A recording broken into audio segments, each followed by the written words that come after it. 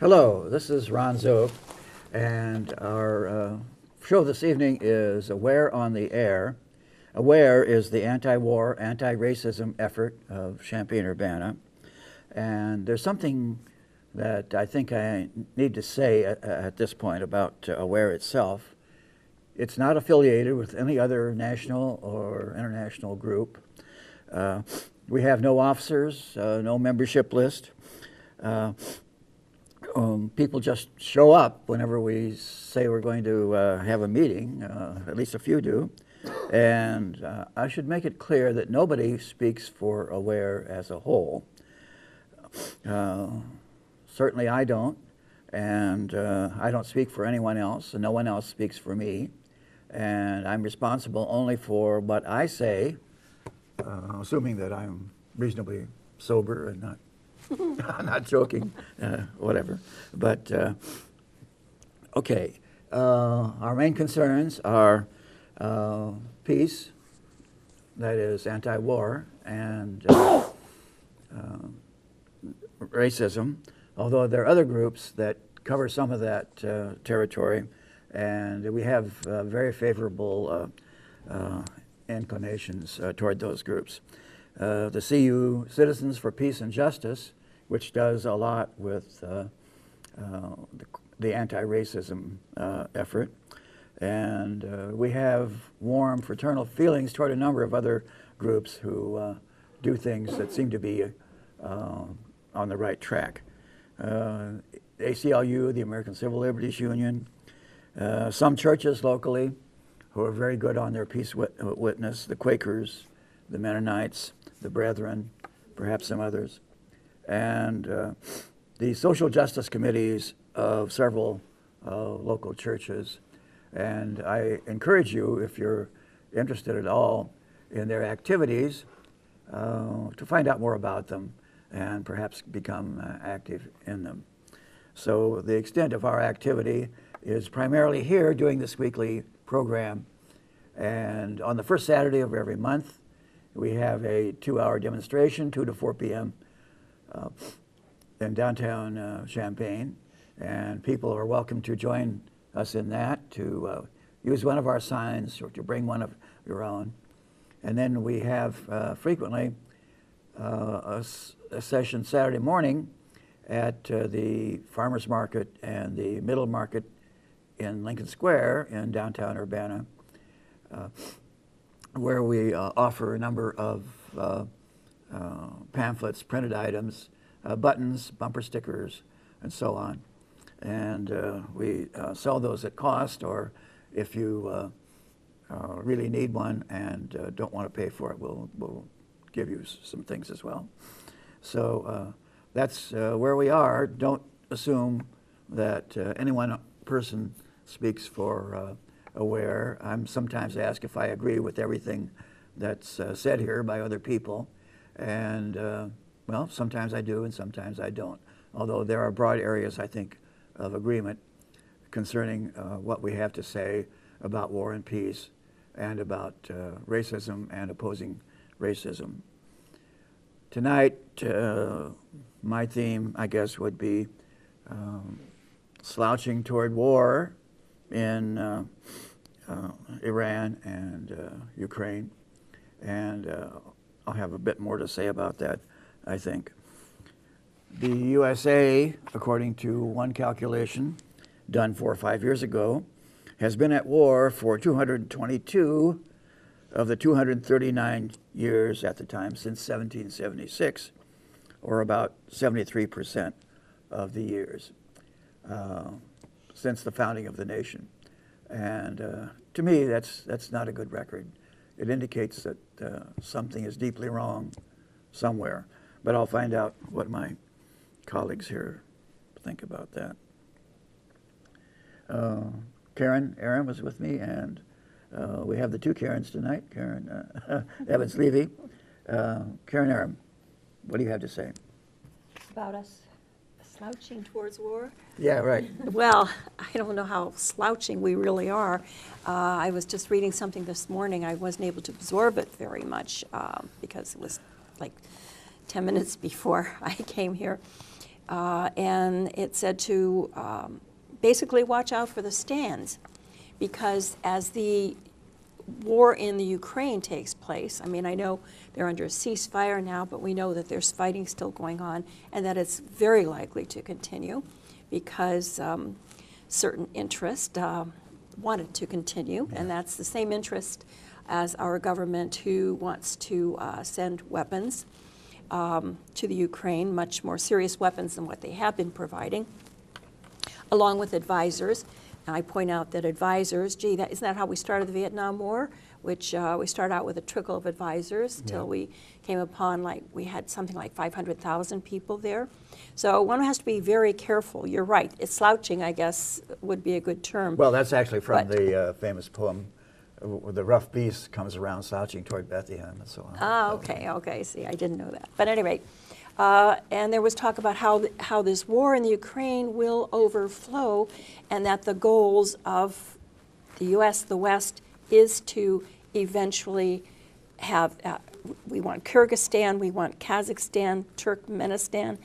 Anyway, I have to look into more details. I spoke a couple months ago about the situation in Uzbekistan as a place to keep an eye on, and to keep in mind that it's one of the landlocked lands that is in a really serious situation if there's any problems, and the instability, which they have internal political instability, as well as their location and who they're close to. But you know, we're looking at really serious situation. So my thoughts on it are really, actually quite frightening,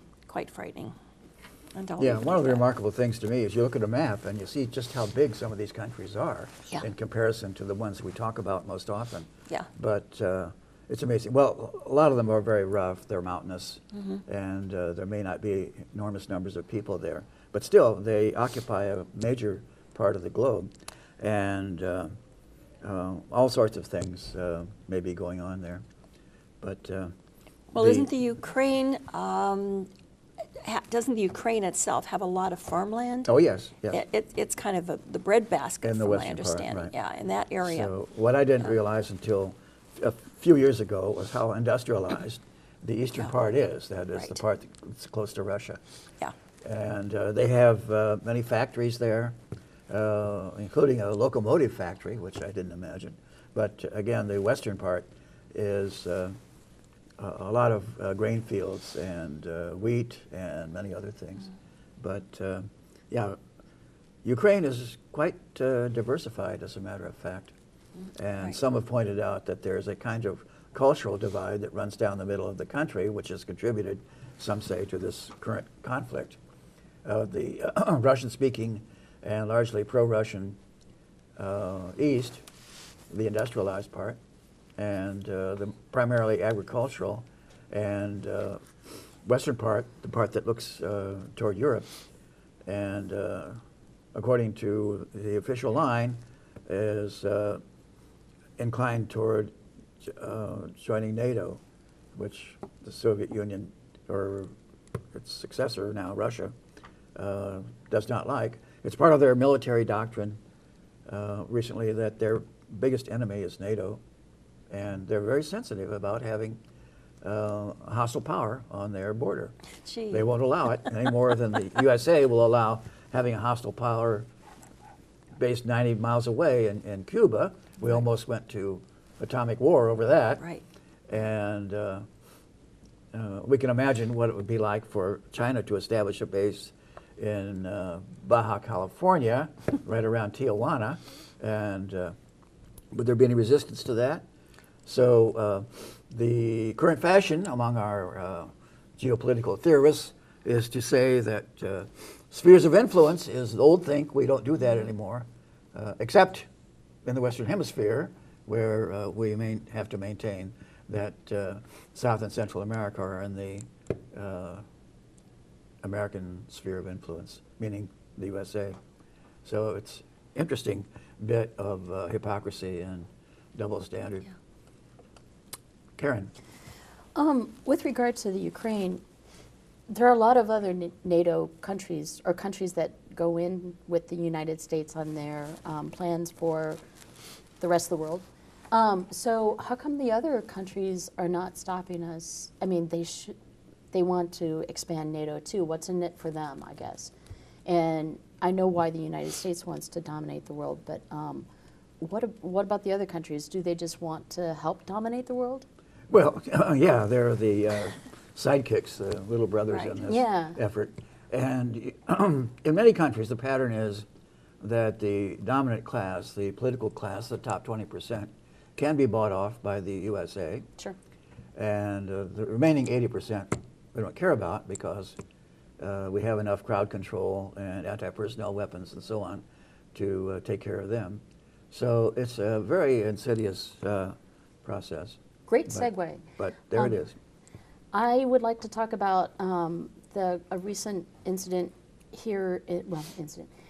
There was a statement made to the county board locally at the Champaign County board meeting by a host of groups, including AWARE and several churches. And basically it's a militarization of the police, a statement about the militarization of the police by the sheriff and the other local police.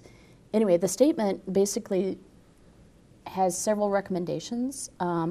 We urge elected officials to instruct our law enforcement agencies to withdraw from the 1033 program, which is where the U.S. government has excess military weapons and stuff, and so they just like give them to the local people, local police, and that includes an MRAP. So we call on Sheriff Dan Walsh to decommission the MRAP, and we are concerned about the lack of accountability in past acquisitions of military equipment and weapons. We ask that in the future there be a process of public consultation before local law enforcement acquires this military equipment. We ask that police develop clear policies for how these items will be used before being acquired. And we insist that such weapons are not used against minors, especially in schools, peaceful protesters, and in serving routine warrants of arrest. So this statement was just basically saying, hey, we want to know if you're going to acquire any of these. We want you to get out of the program where they're just given to you, and we also don't want them to be used against protesters like us, peaceful protesters like us. And so I think this is a really powerful statement to be signed on by a bunch of people, a bunch of groups to come together and work on that. Also locally, there was in a city council meeting, it wasn't a city council, it was the board of the whole,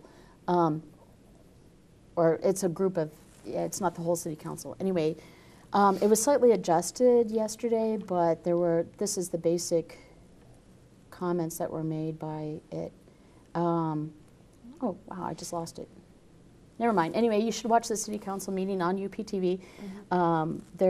They have Eric Jacobson proposed a statement to be made by the city against the size of the county jail that the county wants to build, saying that we need programs for the mentally ill and programs for detox for addicted people. And this is a really powerful thing for the city government to get involved in, and to go to the county and say, hey, we want these social services provided instead of a big, huge jail. And we prefer not to incarcerate these people because incarceration is not the answer to these problems. And the other problem that was mentioned was homelessness, which is a more complicated issue. But if we take care of the first two issues, that takes care of quite a bit of the homeless issue too. So not all of it, definitely, but definitely gets a good start on those things.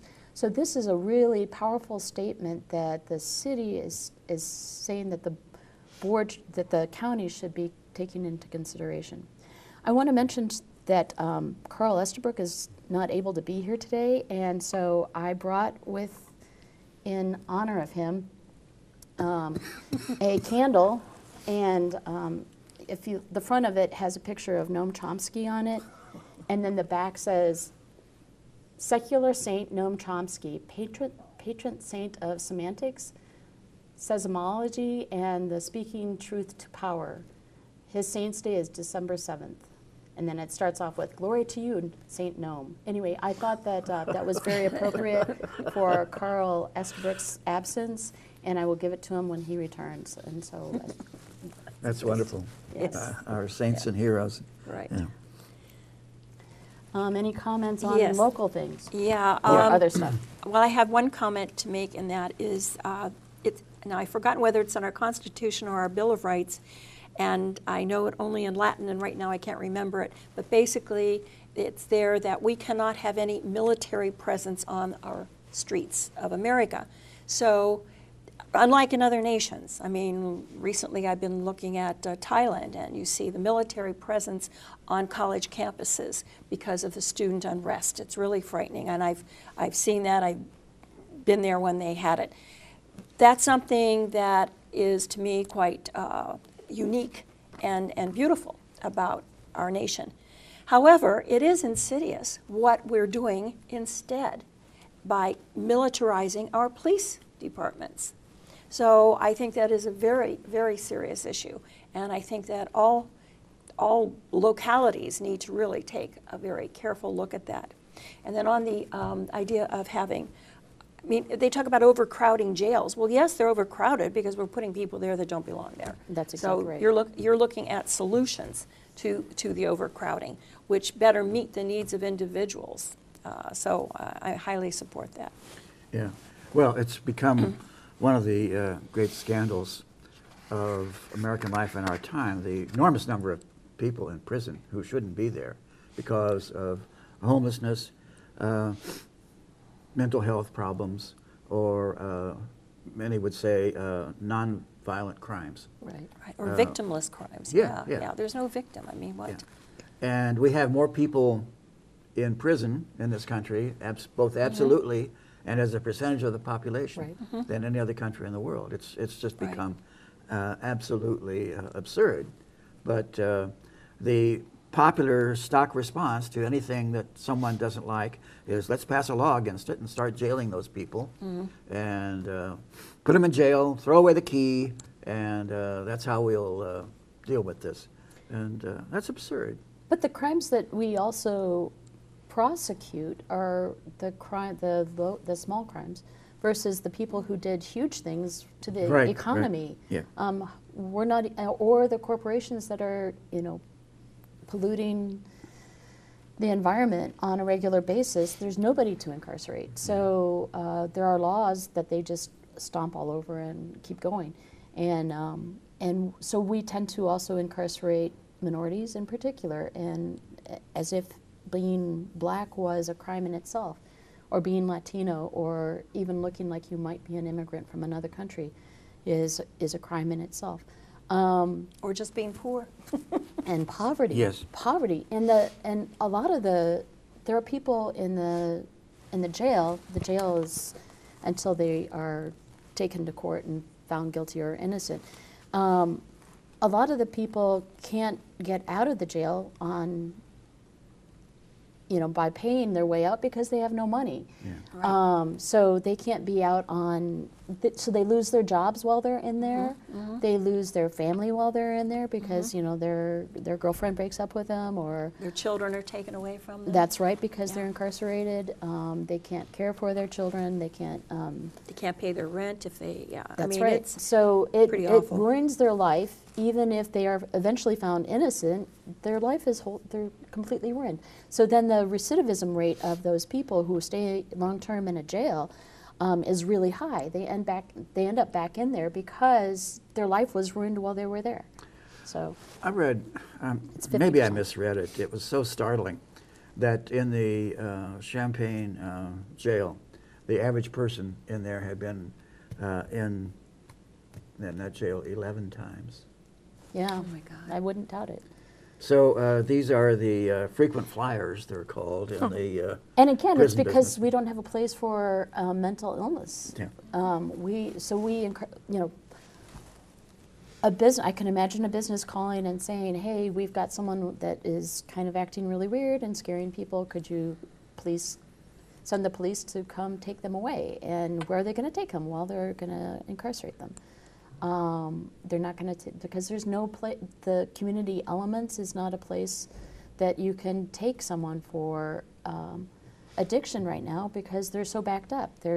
We heard last night at the city council meeting that there's an 8-month wait for getting into community elements, and there's a year wait to, I could have those reversed. That's ridiculous, that we should not have these services and that we don't have professionals in order to help with mental illness and with drug addiction.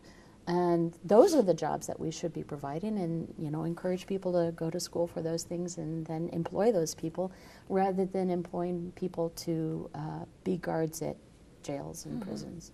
Yeah. I've even heard of the cases, and I've heard of them because the ACLU has taken them on, and so they've been highlighted, where just to pay a traffic fine, somebody has a traffic fine and they're not able to pay it. Right. And so they incarcerate them. And then it's just nonstop accumulation Yeah. of them not being able to. Many have noted that debtor's prison, which we thought was abolished in Right. the 19th century, has returned. Yeah. And it's back now. Many people are in prison simply because they can't afford to pay a small fine or whatever. And I thought this was something that we could never do.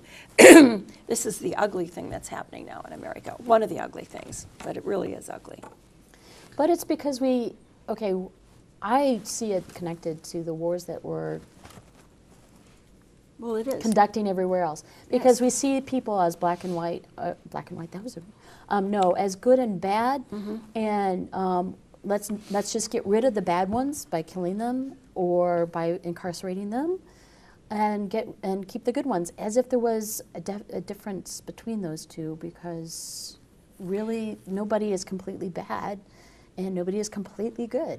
So so whenever we're conducting a war away from our shores, we are also conducting a war locally, because we get those weapons, we get that mentality on our own people. And as a demonstrator, a peaceful demonstrator, I see myself in the future at some point, hopefully if this doesn't change, being incarcerated just because I disagree with Yeah. the wars that we're It conducting. could happen. It could very well happen. It's happened to people who are in Occupy.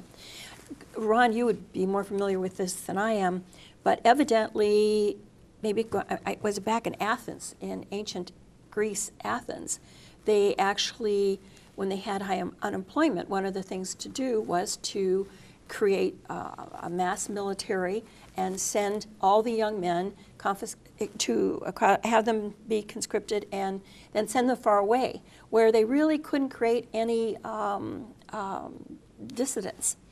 And so it was actually a tactic that was used when you saw any kind of political discord. Maybe you can clarify that. Well, the more obvious case is Sparta, where Sparta. everyone was trained to the military, support of the military from babyhood.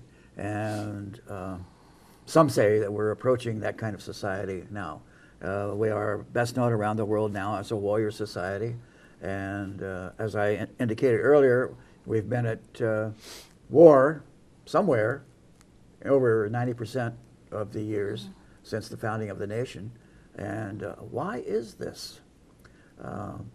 Well, there are a number of reasons that can be given. One of them is, many say, the dependence on war and rumors of war for the economy to prosper. And so we have the rise of what's been called many times by us and by others, military Keynesianism. That's how we increase the demand for goods and services, is by responding to or initiating wars somewhere. And can that continue indefinitely? I doubt it very much. What you may have been referring to, Karen, is the prohibition in the Constitution against military billeting in private homes, which is part of the Constitution, the Bill of Rights, which is not much talked about today because it's not been an issue. But yeah, the taking over of private facilities for lodging I'm not soldiers. sure. I had the impression, because I only heard it in Latin, and I don't remember the Latin, and I thought it was no military marching in our streets. Now, I know that we have our National Guard, Yeah. but I don't think that it comes under that. Well, I'm not sure what you're referring to. We have Fourth of July parades and military That's participation. different. Yeah, no, that's well, different, yeah. Well, yeah. then, no, you could be quite right. I'll look into it further. But what we have now Yeah. is this impression that more and more people are getting that we are looking like an occupied society. Right. That there's a military occupation going on, and the police are looking more and more like that. And exactly. they seem to want it that way, and it seems to me a perversion of everything that America was supposed to be. But anyway. Can I comment on something else that Sure. just came up this morning? I noticed on, excuse me, on Democracy Now. Excuse me. Evidently, WikiLeaks, well, it was Al Jazeera, I'm sorry. Al Jazeera recently released documents that contradicts Netanyahu's, Yahoo? yeah, thank you, yes. Okay. Yeah, just call him BB. There you Okay, go. BB, that he released in 2012, okay, that he actually lied to Congress about Iran's progress. And this was the Mossad, okay? It was the Mossad who actually, these documents have the Mossad claiming that what he said was not true, that he actually, that they do not have the ability to enrich uranium at this point, or to produce a nuclear bomb. Netanyahu, Bibi, has claimed that they have 90%. Okay, they're saying that 90% is what's required, okay? But they only actually had 20%. So that Bibi was actually lying when he came to You're the talking US about Congress. the enrichment of uranium. Yes, And there was this yes. famous case of Netanyahu posing with this chart Right. showing a bomb and Yes. saying that Iran would make it to an atomic bomb within a year, that they could easily Right. do that. At the same time, there was a secret report from the Mossad saying no, that they were nowhere near that.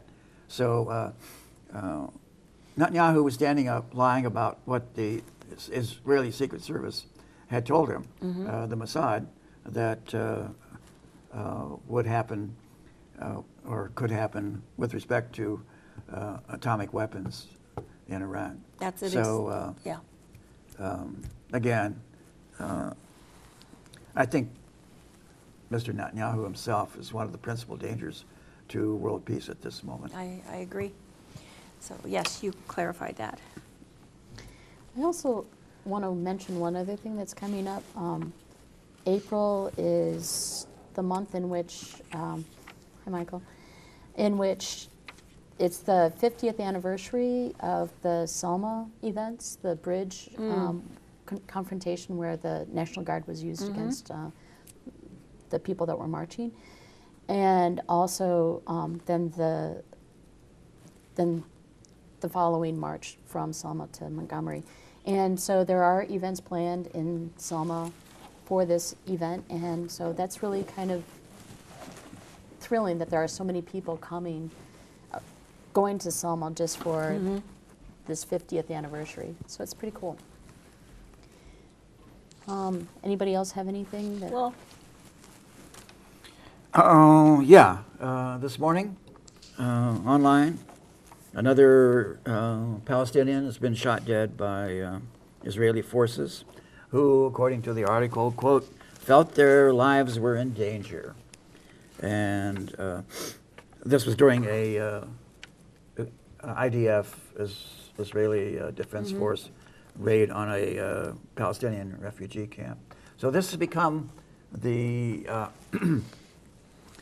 thing that you always say. It's the magic word now. If you kill someone, just say, well, I felt my life was in danger, so I had to eliminate them. And this has become actually the topic of an entire book that I recommended. It was published maybe 5 or 6 years ago on eliminationism. It's called the American theory is that all of our troubles and problems are caused by bad people who are plotting against us. And so the thing to do is to identify those people and to eliminate them, kill them or put them in prison, and that's how we will solve the problem. And that is so stupid and crazy that I don't want to get started on it. But anyway, another guest has joined us, and you want to tell us about yourself, your name, and what you're doing here in Champaign-Urbana. Yeah, I'm Michael Bay from Germany, and I'm studying at UIUC in graduate studies computer science. I'm primarily interested in the espionage acts that the NSA has conducted or is still conducting at the moment on American citizens as well as on foreigners. Do you follow the domestic situation in Germany and their inclination toward, for example, approving the armament in Ukraine, or what is the general tendency there? Can you say anything about that? The general tendency of, or the opinion of Germans towards the Ukraine situation. So the German government seems to kind of have a similar attitude as the US government, and strive for a military intervention or to sanction Russia and essentially solve the conflict through force. Through force and military means. Join the NATO, yes. Well, Karen asked a question earlier. Maybe you can answer it. What's in it for the other countries that belong to NATO to be part of, to join in this campaign against Well, Russia? NATO itself was in serious danger 6 or 8 years ago. The line was that it had lost its purpose. There was no longer a Cold we War. need more purpose. We were not preparing to fight Russia anymore. And then what saved NATO is this Ukrainian situation that came along. And what started that, what instigated the uprisings in Maidan Square in Kiev, is another story which I think has not really fully come out yet. But anyway, what do you think? Well, yeah, the NATO had kind of lost its importance in Europe because the last the last time when the NATO played an important role was when we had the war in Yugoslavia, and so people had almost forgotten about that the NATO actually exists or what it does, and because of the Ukraine conflict, the topic comes up again, and And people rally behind it. correct. Yeah. One other thing that you brought up was the NSA and spying on citizens, in addition to spying on a bunch of everybody else. The FCC there are a couple of things that they're talking about right now, and one is the internet, who should have access to the internet, and whether it should be free, and at what level, and things like that. So there was a demonstration locally with lots of people that came out for that. But also, they're supposed to be deciding what rules they should have for drones that fly over people's houses and communities and stuff like that. And so I guess what I'm saying is the media is not covering either one of these issues very well, and so if people who are watching here who are interested in these things should actually be watching what the FCC is considering and what's coming up in not only what they're considering, but why they're considering it, and read about all the issues that the FCC is taking into account, but also contact them and say why they believe that drones shouldn't fly over your house and take pictures, or and that the government shouldn't spy on you and have access to all your records and your cell phone and credit card bills and stuff like that. Yeah, I think many people don't realize how sophisticated some of those things have become. Small drones that can look in your windows and in your bedroom windows, I guess, and Only you would think of that. No, I think everybody saw But it. everybody should think of it. yeah. Yes, exactly. And how close we're coming to that. We're becoming, a police state, a total surveillance society, all the while claiming that that's what we were against when we were fighting totalitarianism in Russia and Germany and so on. But that's what we're becoming. And And the there's only a thing deeper, that can deeper psychological problem there is the things Yeah. that you're fascinated with and denouncing and condemning tend to take over your mind, and Right. you become inevitably more and more like them as time goes on. Well, Chris Hedges, who covered the Stasi, said that we are pretty close to being in that same exact situation. So, And people think it doesn't concern them. They think they're not terrorists, so they're not Right. doing anything Right. that would bring them to, that would allow the government to prosecute them or even notice them, right? notice them. But Right. but it's actually that the government is not only spying on terrorists, they're also spying on peace activists, Oh, yes. on any opponents they face, and. Yeah, typically we hear about that only years later. But, Right, right. But yeah, it's all going on. The extent to which we have become a police state and these secret police are operating among us is something that apparently can't be faced by a lot of people. And if you do mention it, you'll be accused of a lot of things, lack of patriotism being the first thing, and paranoia and right.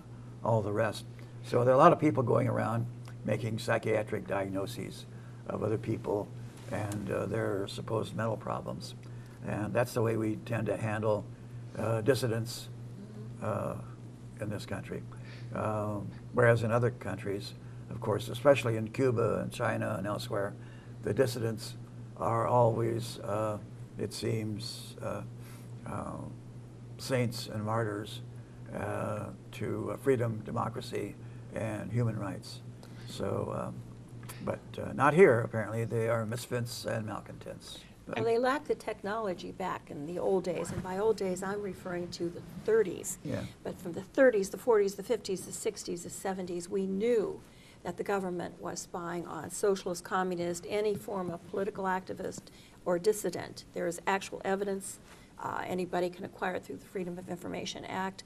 The Socialist Workers' Party actually sued the government, and they won their lawsuit because individuals had been under personal surveillance for as much as 30 years, and that was in the late 60s. Yeah. So I have no doubt that with technology as it is today, the plans are, and the house that I lived in, because we had some people from New York come down to organize a peace march or a protest in D.C., our phones were bugged, and we ended up on a list. But that was, and all we did was let people stay at our house during a peace march, which is pretty much nothing.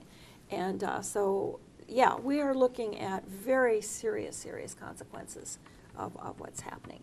But to me, even the most frightening thing is the freedom of the internet. I would be lost without my internet.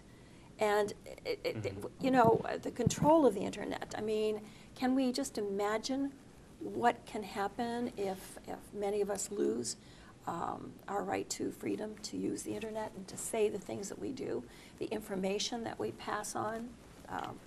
So And that- if we have to it's rely very on the serious. government for Right. media, Right, only. press releases and stuff like that. Everything, exactly.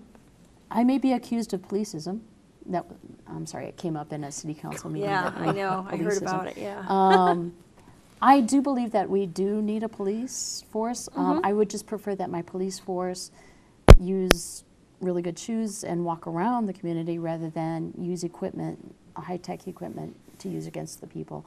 I do believe that a police state leads to militarization of the police, which is happening right now, even locally, and that militarization of the police leads to totalitarianism. So we are fending off totalitarianism right here. Right. There you go. Uh-oh. He's going to disagree with that. Are you going to disagree with that, Michael? Actually, I would like Michael to comment on the police in Germany, because I don't think you have near Uh-oh. the problems or the issues there, do you, that we have here, at least from our reading. The police in Germany regard themselves to be less an authority and more a Public service. No, I'm teasing. yeah, not quite. They also, some of them also think of themselves to be better people than the normal citizens. yes. But I would say it's not as extreme as it is in the U.S. So German policemen will usually we don't have any, or in the recent past there haven't been any police racism issues such as incidents as Ferguson, which occurred here in Germany, and also when I approach a policeman in Germany, it feels to me that I have an easier way to communicate with him, and he'll show more respect for me than an American will do. Okay. That's interesting. That's Yeah, we're not really facing up to this problem, and it's one of the great scandals, I think, of American life, that we can't deal with this question of the police and public order and so on, because everything to us is a matter of good guys, bad guys, white hats versus black hats, and we can't seem to get over that. But as Karen says, no one, it seems to me, is completely good or completely evil. And but we have a lot of trouble dealing with nuance in this country. As George W. Bush famously said, I don't do nuance. And things are a little more complicated than that sometimes. But we're going to hear a lot more of this lurid, extreme rhetoric in the political campaigns that are coming up. It's already started, in effect. A letter in the local daily today on the absolute total evil of Barack Obama, and it's just an unrestrained total rant against him. There's no supporting argument or anything. It's just hate, hate, hate for sentence after sentence, paragraph after paragraph.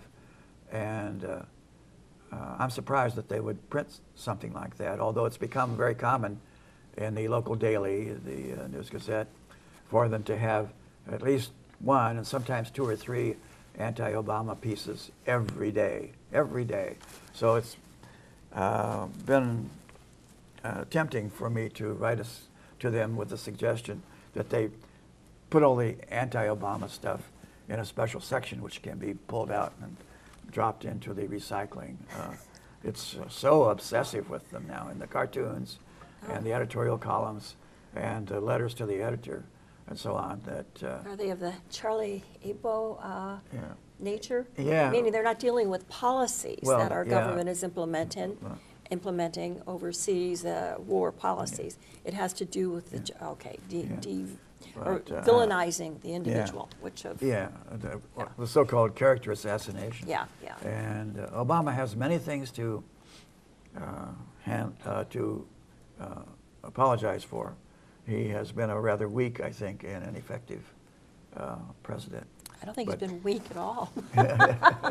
He's expanded the wars. He's expanded the wars, yes. And drone TPP. killing. And I saw him on. Maybe that came about because he was a weak president. He couldn't stand up to the Pentagon and Okay. the Well, State he's Department. And so on. pushing the TTP partnership. Trans-Pacific Yes, Partnership. Right. and I saw him on Japanese television, actually, in English, talking about how China is trying to change all of the trade rules, And that's why we need the TTP. And I think we've discussed it previously, what's actually in the TPP. There's a lot we don't know because it was constructed in secret. But what we do know is pretty horrendous. It takes away all nation sovereignty. It has corporations dealing with governments and completely ignoring those laws. It will have an impact on the environment. It will certainly have an impact on the internet, freedom of the internet. It's pretty horrible. And so just seeing him pushing that with the lie of how China's doing this, because Well, they we're doing actually it, wouldn't allow right. China to enter Yeah. into it. So, yeah. I'm not going to defend him. I'm just I saying. know, but I'm saying it depends on what you see as weakness. But I thought he was weak initially when he failed to come up with a one payer Single payer. health care. I thought he was weak and a poor negotiator. Yeah. But then, of course, it began to become quite evident that no, that was deliberate. So. Are you able to participate in political matters in this country? I mean, does that raise any questions about your Will you be status here kicked or out? anything? Well, there's been other Germans who were cancelled or the entry to the United States when they became politically active. Yeah. There's this German who published the book Attack on Freedom, and he wasn't allowed entry to conduct several speeches in American universities after his publication. But I feel at this moment that I won't be concerned with getting thrown out or.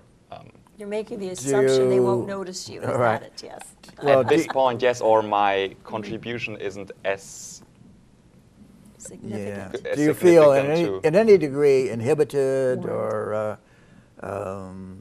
careful, self-censoring about what you say and do here? At this moment, I don't feel so. Yeah. I feel I can act and speak freely. Yeah, that's a delicate point when you're in some other country, Right. and that you're not a citizen of. How far can you go in objecting to what's being done by the top political figures and so on? And Well, the it's- U.S. can take away your visa if you're They a can. foreigner within the U.S. Yes, but they can also take away my visa or my passport when I'm overseas if I get involved in any political events there. It used to be the fine print at the bottom of your passport. And I know foreign students in the past, during the Vietnam War days, there was some concern. But that doesn't necessarily stop people from being active because, like we say, they're probably not going to notice me. And if they don't notice you, then nothing's likely to happen.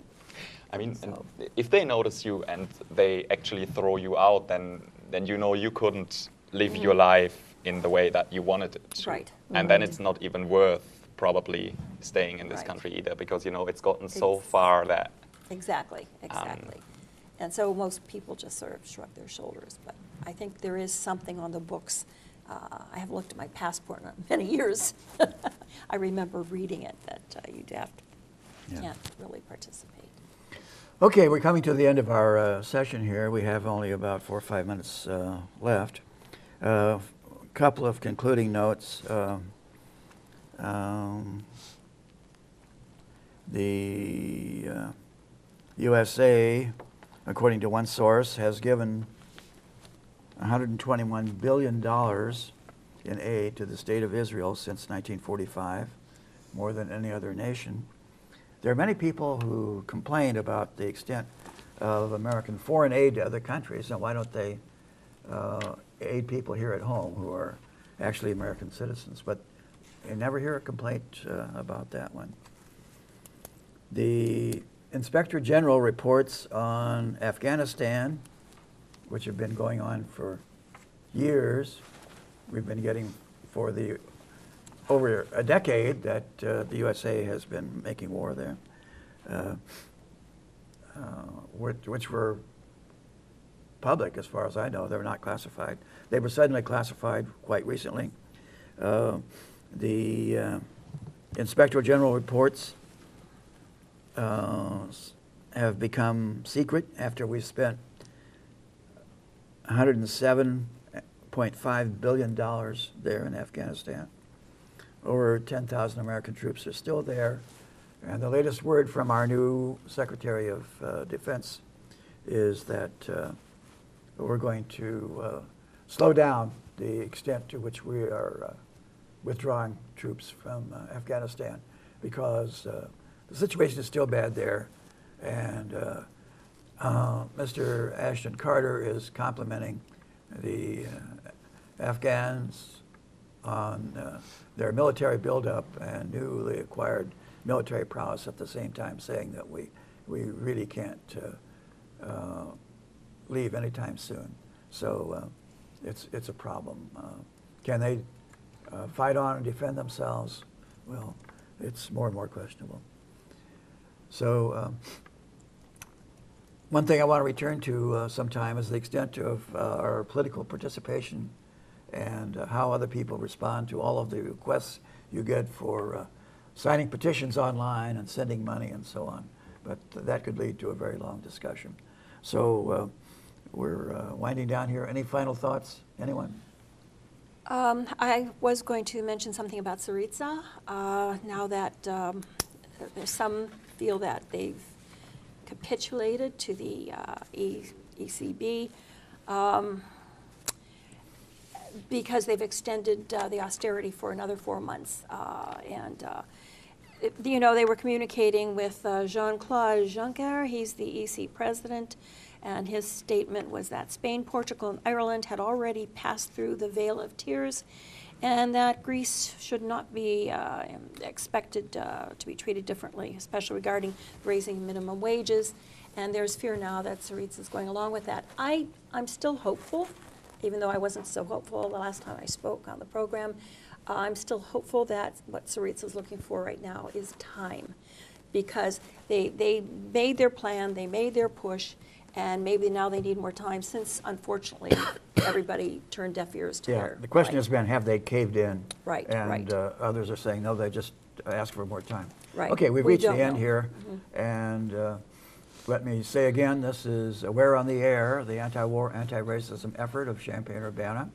And we hope and expect to be back here next week, same time, for further discussion of peace activities. This is Ron Zog for Karen Evans-Levy, Karen Aram, and Michael here, who is visiting us from Germany. In the spirit of Carl. Yeah. Oh, yeah. Noam Chomsky. And with that, good night.